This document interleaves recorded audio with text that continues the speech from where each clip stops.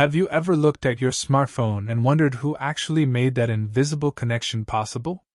You might be thinking of some tech giant in a garage in Silicon Valley, but you would be dead wrong.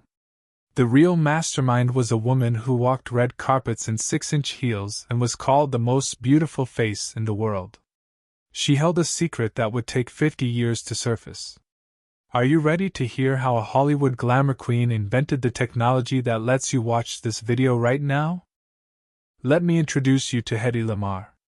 To the public in the 1940s, she was the definition of silver screen perfection, a woman whose face inspired Snow White and Catwoman. But when the directors yelled cut and the studio lights dimmed, Hedy didn't go to parties to drink champagne.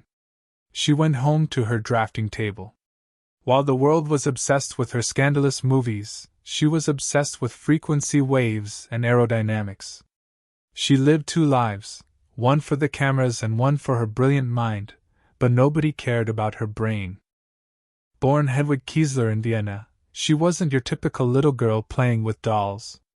At just 5 years old, she was taking apart music boxes and reassembling them just to see how the gears worked.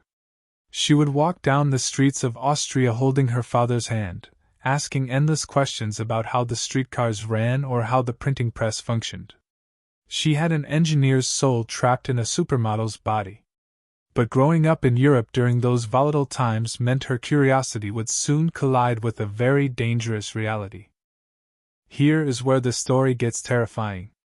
Before Hollywood, Hedy was married to Fritz Mandl, one of the richest and deadliest arms dealers in Europe. Their home wasn't a home, it was a golden cage. Mandl was a control freak who hosted dinner parties for generals and dictators, including Mussolini. Hedy sat at those tables, wearing millions of dollars in jewels, staying silent. The men thought she was just a trophy, so they spoke openly about torpedoes and wire-guided weapons.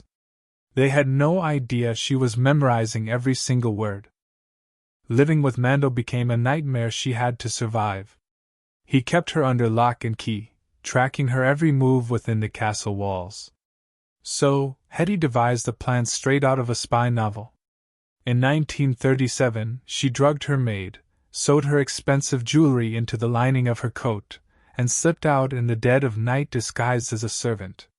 She fled across the border, leaving behind the luxury and the fear. She boarded a ship to America, not just with her freedom, but with a head full of military secrets that could change the war. She arrived in New York and didn't speak much English, but she knew how to negotiate. She charmed Louis B. Mayer, the head of MGM, and secured a contract that would make her a legend. Within months, Hedy Lamarr was the biggest star in the United States. Women wanted to be her, and men wanted to marry her. But while she was filming scenes in fake rain and heavy makeup, her heart was heavy with something else. She was bored out of her mind. The glitz of Hollywood felt empty compared to the intellectual fire burning inside her. Then, the world broke apart. In 1940, World War II was raging, and German U-boats were sinking Allied ships in the Atlantic with terrifying precision. Hedy read the newspapers every morning, horrified by the reports of children dying on passenger ships struck by torpedoes. She was thousands of miles away in the safety of Beverly Hills, but she couldn't just sit there and be pretty. She knew the secrets she heard at her ex-husband's dinner table could help the U.S. Navy, but would anyone listen to an actress? Hedy knew the problem was with the radio-controlled torpedoes. The U.S. Navy had weapons that were guided by a single radio frequency. It was like driving a car on a one-lane highway. All the enemy had to do was find that frequency and jam it with noise, causing the torpedo to go off course or fail completely. It was a fatal flaw that was costing thousands of American lives. Hedy locked herself in her room, determined to fix it.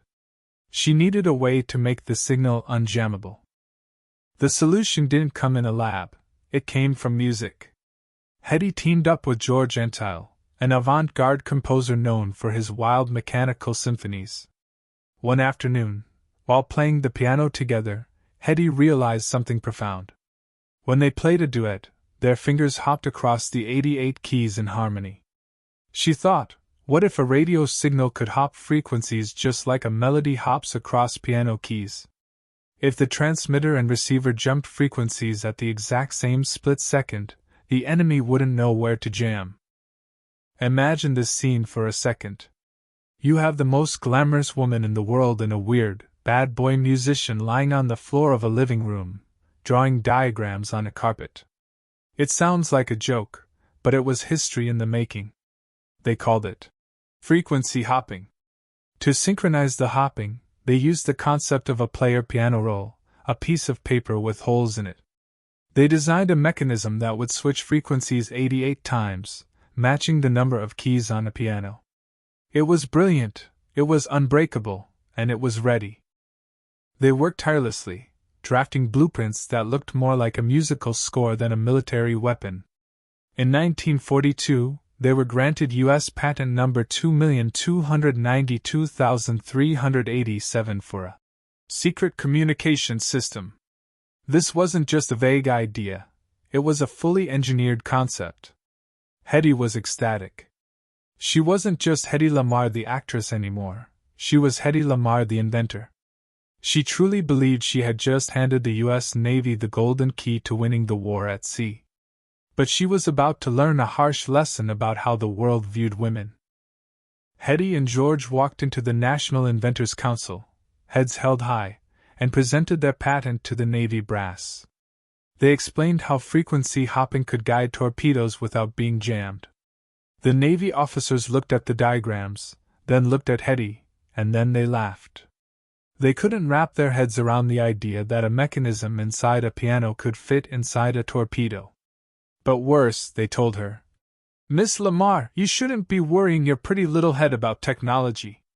You should be using your face to raise money. This moment crushed her spirit more than any bad movie review ever could. They confiscated her patent, stamped it top secret, and shoved it into a dusty file cabinet. Instead of letting her use her brain to save lives, the government sent her out to sell war bonds. And because she was a patriot, she did it.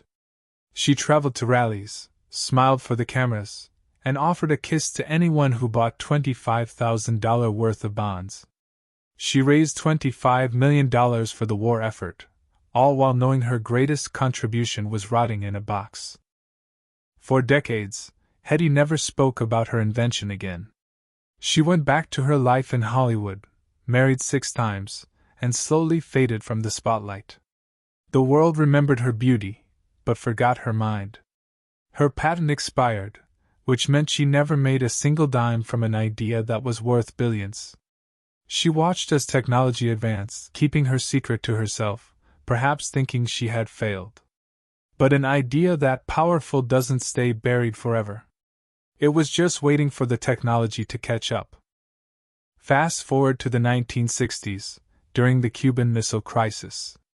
The Navy finally dusted off her old files. The transistors had finally become small enough to replace the mechanical piano rolls. They implemented her frequency hopping concept into secure military communications. It was used on ships sent to blockade Cuba. Hedy was living a quiet, reclusive life in Florida by then, completely unaware that the seed she planted 20 years earlier had finally started to grow into a massive tree of technology. But here is where it gets crazy. This technology didn't just stay in the military. In the 1990s, when the world was rushing into the digital age, engineers were looking for a way to transmit data wirelessly without signals interfering with each other. They found the solution in Hedy's frequency hopping. That same concept of jumping signals became the backbone of spread spectrum technology. Without this foundation, the modern world as you know it would simply collapse. Think about your daily life. When you connect to Wi-Fi at a coffee shop, that's frequency hopping. When you pair your phone to your car via Bluetooth, that's Hedy's piano keys playing a melody. When you use GPS to find your way home, you are using the legacy of a 1940s actress. Even the secure military communications used today owe their existence to those drawings made on a living room floor. She is literally the mother of Wi-Fi. It wasn't until 1997, when Hedy was an old woman living in seclusion, that the Electronic Frontier Foundation finally called her. They wanted to give her an award for her pioneering work. When they told her she was finally being recognized as an inventor, she didn't cry or give a long speech. She simply said, in her thick Austrian accent, "Well, it's about time." She died 3 years later, in the year 2000, finally vindicated. Hedy Lamarr's story forces us to ask a difficult question. How many brilliant ideas have we lost because we judged someone by how they looked instead of how they thought? Hedy once said, "Any girl can be glamorous. All you have to do is stand still and look stupid." She refused to stand still, and she refused to be stupid.